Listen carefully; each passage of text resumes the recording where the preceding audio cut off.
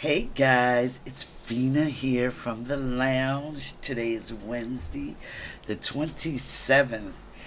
Um, I'm feeling in a bright mood today. Can you tell? I got my Lotus. Why do I always get this the wrong way? My Lotus picture up there in beautiful orange and pink and symbolizing the ever releasing of infinite love, divine love, just constantly unfolding and unfolding as it does in our lives, right? It's always there, it's always pulsing, it's always present, okay? Whether we see it or not, like the sun. The sun is constantly shining, right? Um, Sometimes the clouds get in the way, sometimes a storm gets in the way. Um, but the sun is always there. It's always shining, brightly shining. It exudes light constantly, right? Well, that is the symbol of divine love. And my lotus here, just constantly unfolding that love in our lives. And sometimes all we need is that shift in perspective, or that change in perspective, or that willingness to see it, right? Um, and then we see it, okay? And that's not being false, giving false hope, or that's not being stupidly optimistic. No, that's the reality. Divine love is there whether you want to acknowledge it or whether you don't. Sometimes we see it, sometimes we refuse to see it, but it's always, always there. All right? So, um, I only want to do good news today, and that's all I've got. All I've got today. I'm not doing no questions.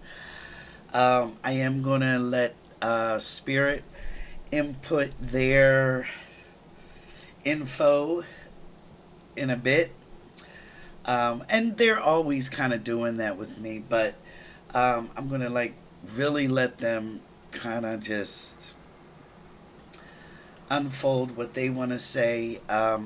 You know, I've told you guys often that I a lot of times think of, you know what, why am I like doing this?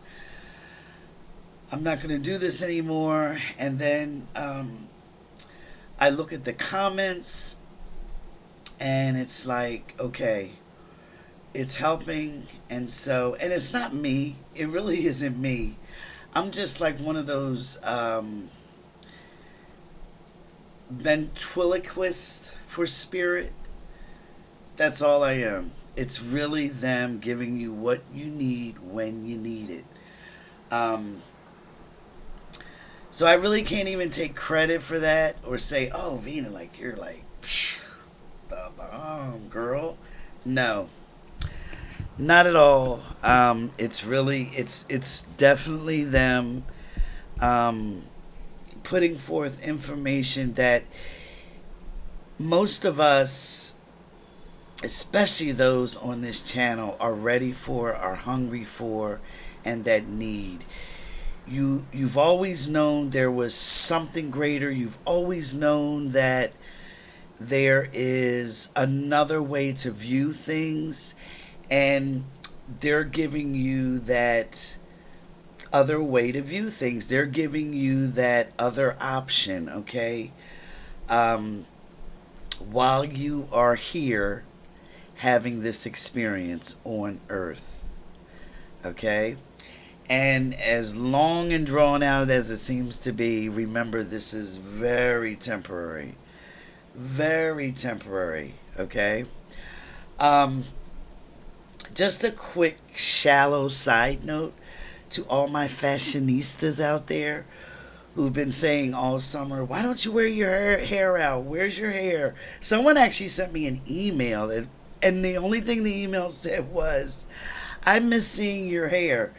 Let me tell you something. My hair is too thick, too heavy, and too hot to wear out in the summer. I can't stand anything on my neck. Anything.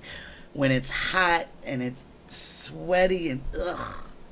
So that's why it's usually up in a bun and during the whole summer. But today it's kind of cool. And like I said, I was feeling kind of feisty and fiery today. So here it is. And it may still go up if it gets warmer. But you probably won't see that. So anyway. All right, let's get going with some good news. So, Iowa. They had a special election yesterday, Tuesday, to replace a Republican that was out of the race. And Democrat Caitlin Dray, she won it 55% to 45%. The reason that's so exceptional is because Republicans had a super majority in their House. Her win disrupts that. Okay? And I've been telling you guys since probably February, this was the trend and this is what's going to continue to happen. And those who have been with me know that. That's one of those ongoing long predictions I made. That's just going to be the trend, the trend, the trend. So, congratulations to her. She broke a Republican supermajority there. Trump carried that district by 11.5%. Okay? Go on. Iowa. Now, here's another thing. In Georgia, they had a special election.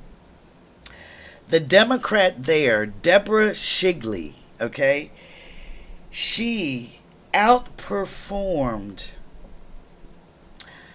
So basically what that special election was, there's a whole bunch of people that run, Democrats and Republicans, and then they, whoever the top winners are will advance to the next round.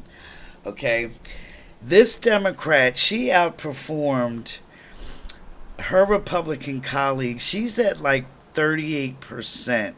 Okay, the rest of them are all under 20%, including the Republicans.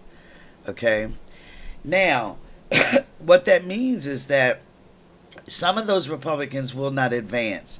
But whichever Republicans advance, okay, she is so far even outperforming them. Okay. So that's going to be a really interesting and good race to watch too. Georgia is, believe it or not, has a lot of Democratic voters.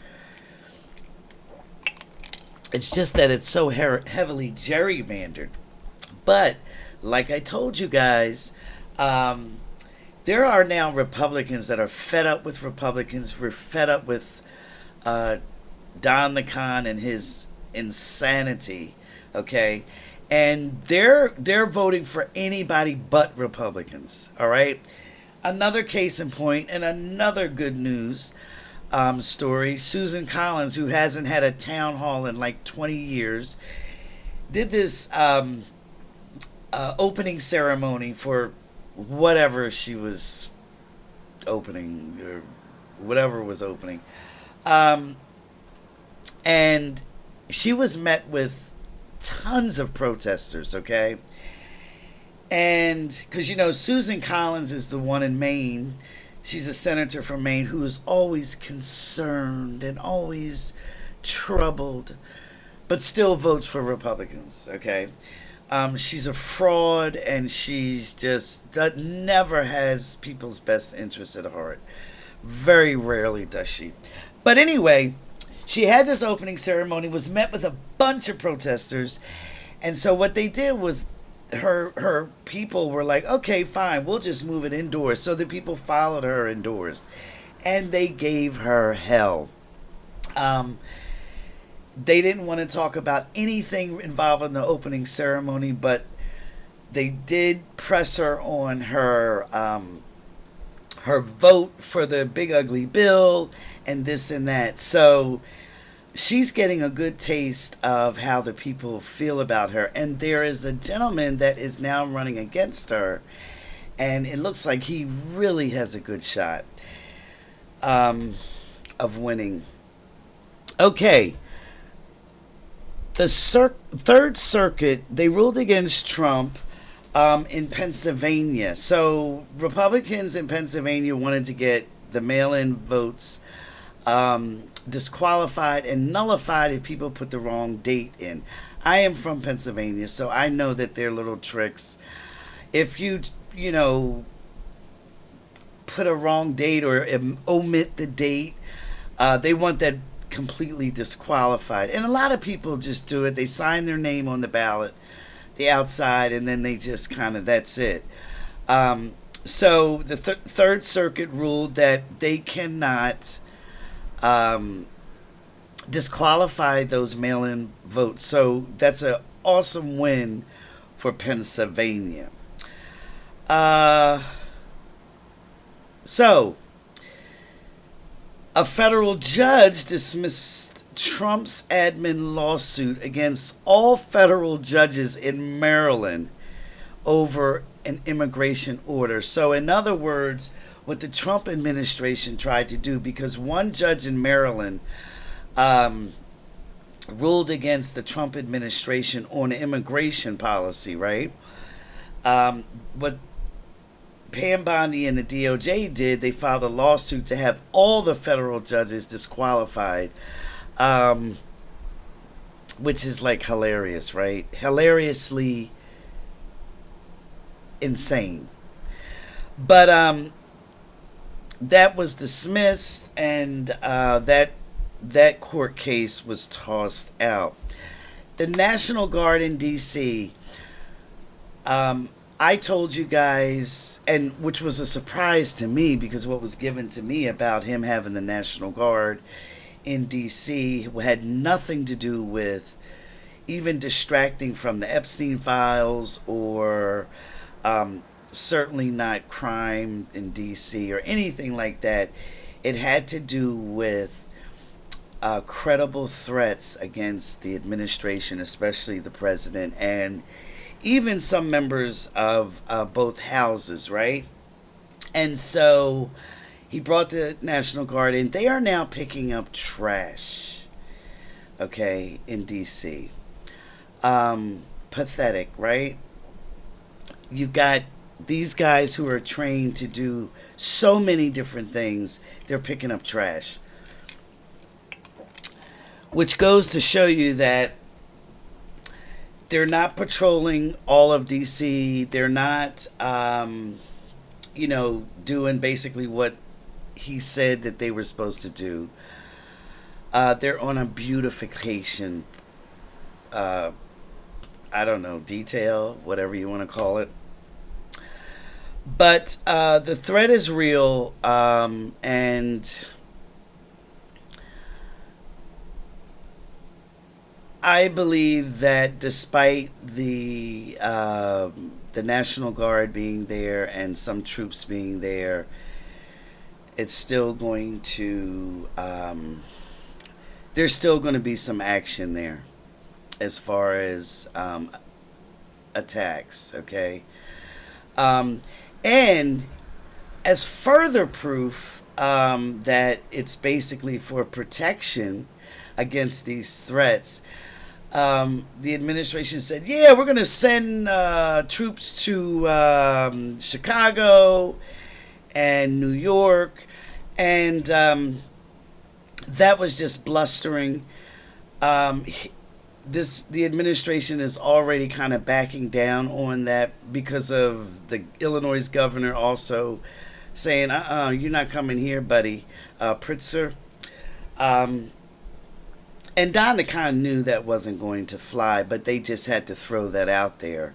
They can't tell you the real reason why these troops are in Washington. Okay. And It's very interesting. Someone reminded me too, via an email, that I had put out a prediction that the United States was going to have troops, um, against their allies. And here it turns out the troops are actually against our states, or our state, or our or District of Columbia, right? An ally. So I don't know, sort of a loose interpretation, but kind of on point because there are troops there, and they're certainly not an enemy. Okay, Utah Republicans drew some maps to gerrymander, and they were deemed illegal, thrown out, and they must withdraw the maps. Okay, before the next election. And their maps were extremely lopsided. Okay, so that's a good thing. Um, and, what's funny to me is Utah is already very heavily Republican, but they must be sensing some type of something, because for them to draw these maps like they are, they've got more Democrats than they want to admit. Okay, but like I said before, this is going to be the trend, as far as more people voting against Republicans. Okay, let's talk about Kilmar Abrego. All I want you guys to do is to go back to my very last video, the one previous to this. Go to the pinned comment, the timestamps. Go down to the section on Kilmar Abrego, and just listen to that again. Because those of you, when he got arrested at his check-in for ICE or immigration, you jumped right on here and you said, he got arrested and he's being deported. No. Please go back and listen to what I spoke about and what I see for him, regarding this whole matter. Okay, just go back and listen to it one more time. I'm not going to repeat it. Veterans sit-in at Union Square in Washington, D.C. because the gentleman, the vet, burned a flag and was arrested, and now their veterans are staging a huge sit-in, and the guard acts like they don't want to touch them. They don't want to touch it. There's people on the ground there that are saying that they're not coming anywhere near these guys. That may change, because the look might be too bad for this administration, but for now, they're not touching them. So I applaud all you veterans who are standing up on principle. I myself am a veteran. And these are people that actually love this country, right? That actually love it. The ones that are trying to strip everything away, trying to strip individual rights away, they have no love for the country, only love for themselves. All right? You don't love people, you love power. Okay? And we don't have power. We don't have true power. So that grasp that they're trying to do will come back empty. Those who think that they hold power. Okay? The only true power is in the spiritual realm. It is not here on earth.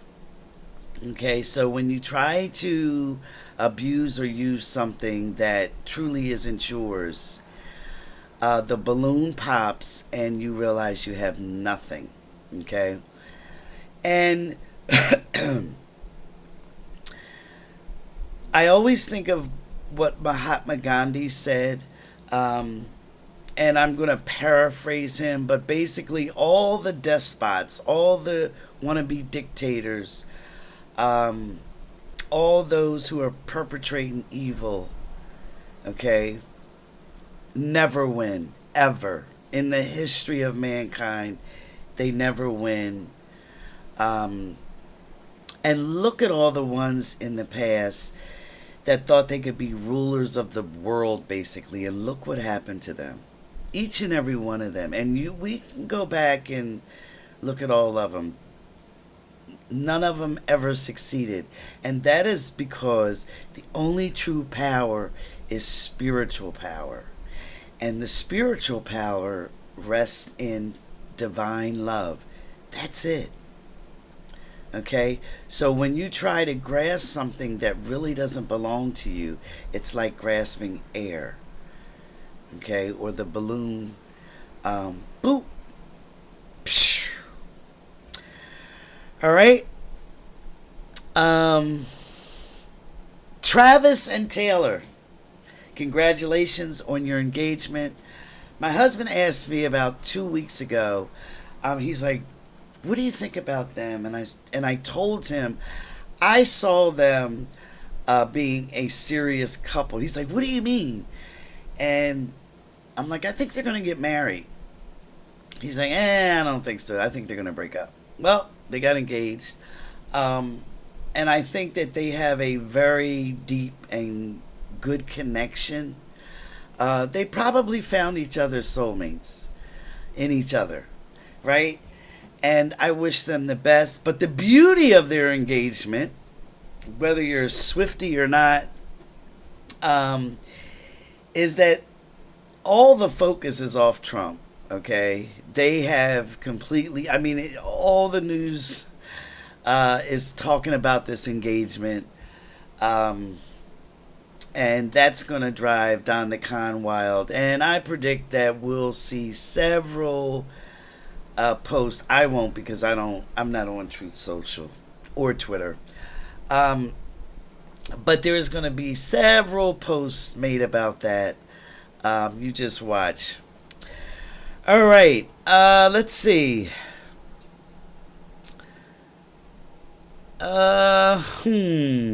Oh.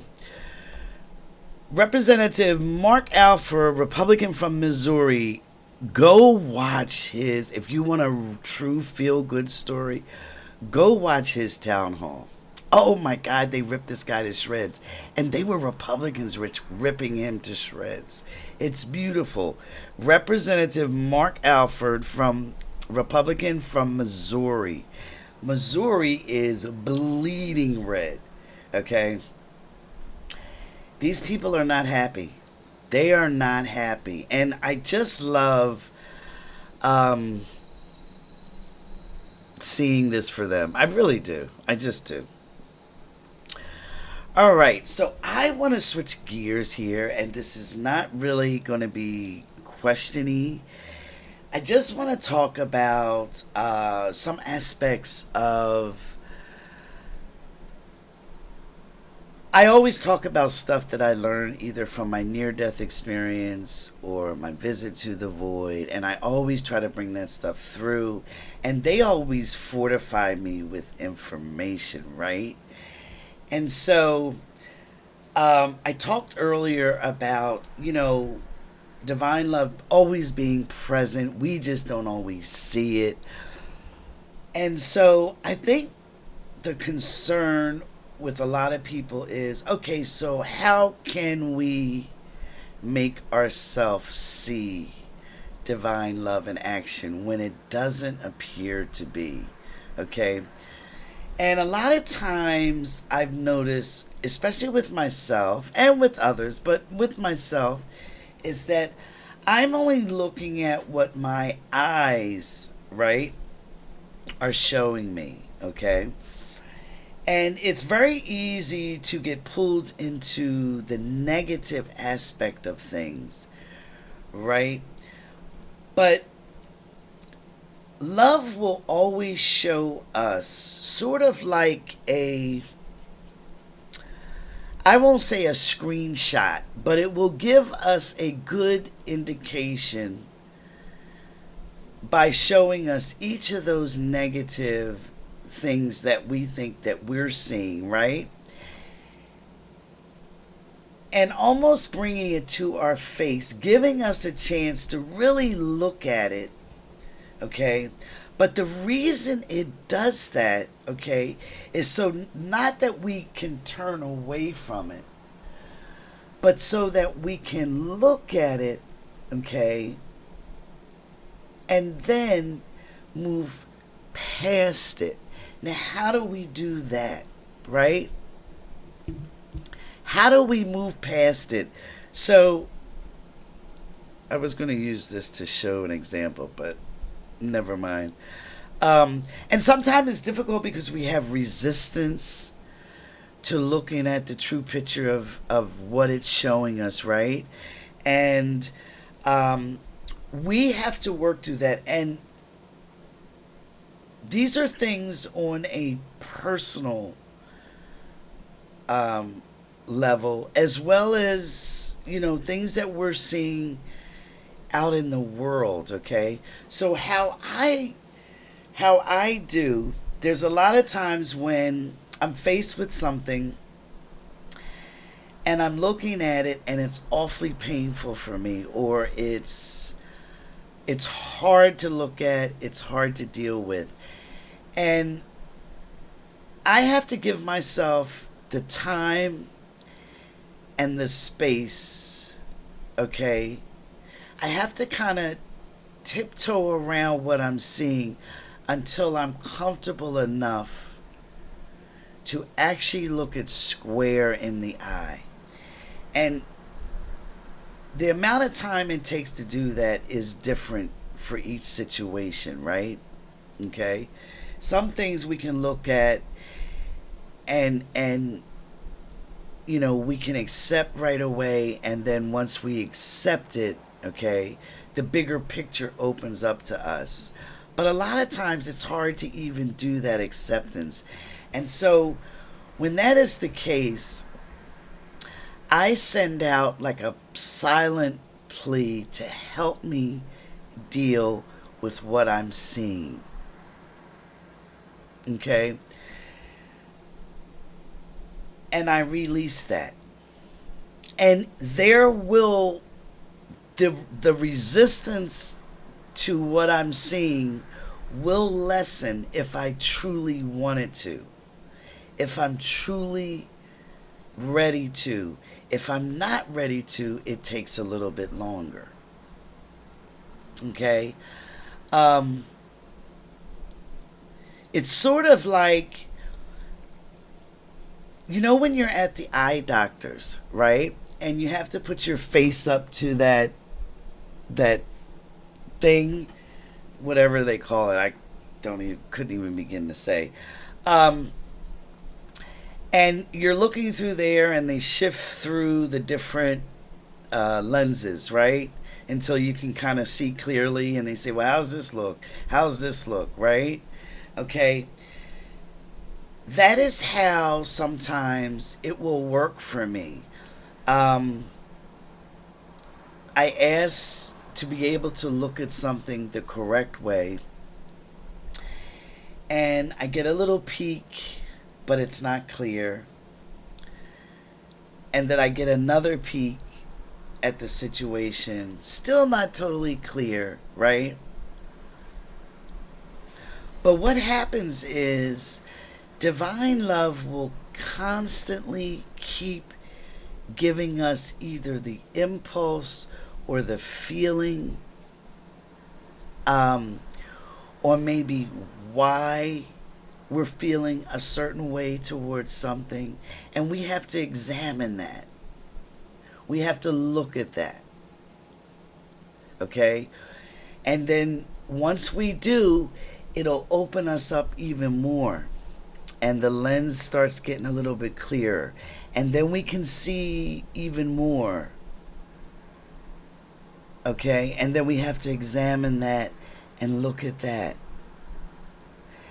And then the lens is even clearer, and we're like, okay.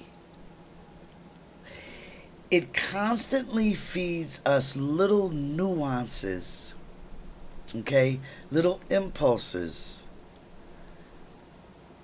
And sometimes they're just a smidgen, but they're always there. So if it's a situation we're dealing with that seems monumental to us, okay, remember this. It is never truly monumental in the reality of things. In the lens of divine love, it's never monumental. But sometimes it builds up so much because of what we're refusing to look at, what we're refusing to see. So it builds up back here. And then it seems like a humongous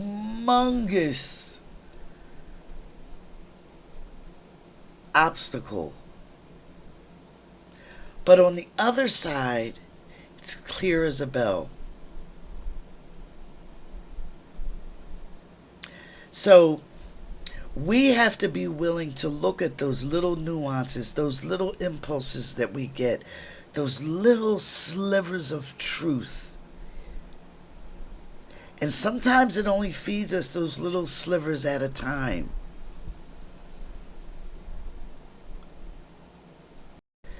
Now, in feeding us those little slivers at a time, right? I want to tell you something that's almost magical. Do not get on yourself or berate yourself or be hard on yourself, because here's the thing. Your soul, okay, your soul is on a completely different level than this, what we see here, right? And then we have the spirit, right, that is much more connected to this physicality, right? But your soul is on that perfect level, okay? And it's pulsing to your spirit, okay? And your spirit is feeding you, right? And in feeding you, those impulses it gives you are perfectly tuned in to what your psyche here needs. Okay? So it will adjust and configure what you need when you need it perfectly. And it doesn't judge you on not being able to release to the divine, just wake up and say, you know what, I'm leaving everything. No, that's not the way it works sometimes with us. It's not. We agonize and fret over certain things. I know I certainly do.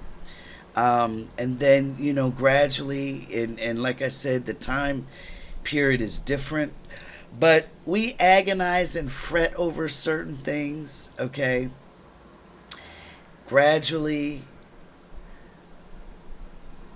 we kind of succumb to those little feelings, or I do, okay, that it's given me, and they're the tiniest little slivers.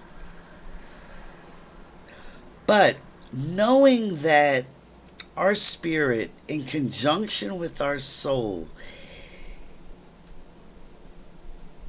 has fine-tuned what we need to grow in the increments that we need it, should be enough to let you know that, guess what? It may take me X amount of time to get it. I may stumble here and there. I may, falter here and there. But eventually I will get it. because my soul, my spirit is sending me all the intuition, the feelings, the understanding, and the info I need. And just knowing that should comfort you. And it does. It really does. We are pulsed and sent the info in the most perfectly fine-tuned way. Think of this tuning fork, right? Each tuning fork has a certain tone, and no two are alike, right? And that is how our bodies, our soul, our spiritual bodies, okay, work with us, fine tune with us.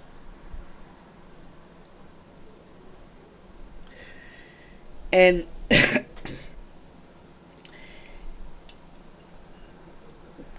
we don't always acknowledge that, and even that's okay. That's okay. Because the fine tuning, the perfection, the information is still there. And I've told you guys many times, right? If we don't get something one way, divine love, our soul, our spirits will find another way to give it to us. It will find the best way possible to give it to us, whether that's on an individual level or on a worldly level.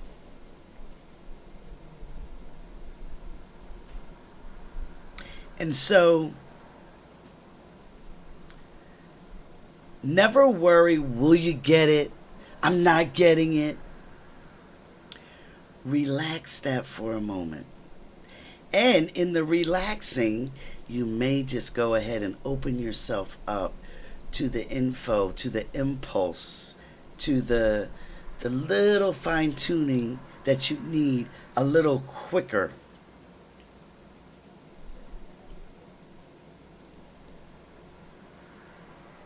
And I speak from experience on this, but also what I've seen.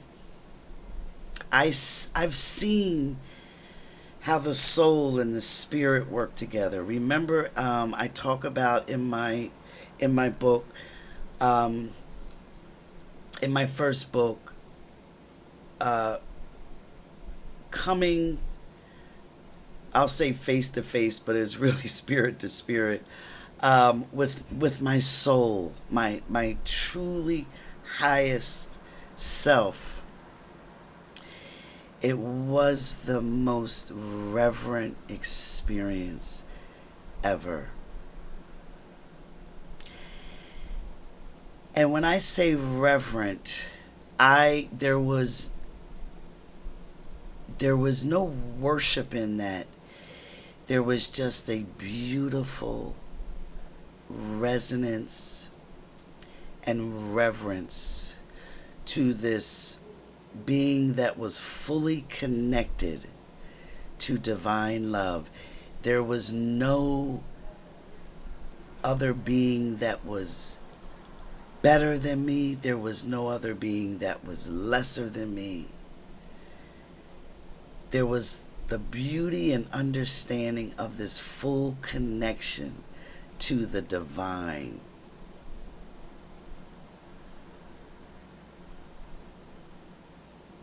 And in seeing that,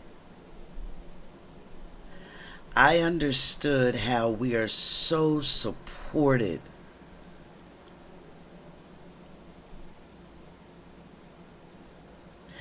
And not only that, I've told you guys this too, we're never alone. Ever alone. never alone. I don't care if you're on the most deserted island by yourself. I don't care if you're in a cave 500 miles underground. I don't care if you're in the bottom of the ocean. You're never alone. You are always, always connected to your spiritual self and your soul and to divine love.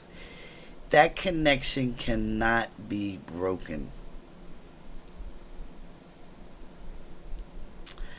So I hope that this helped at least one person today.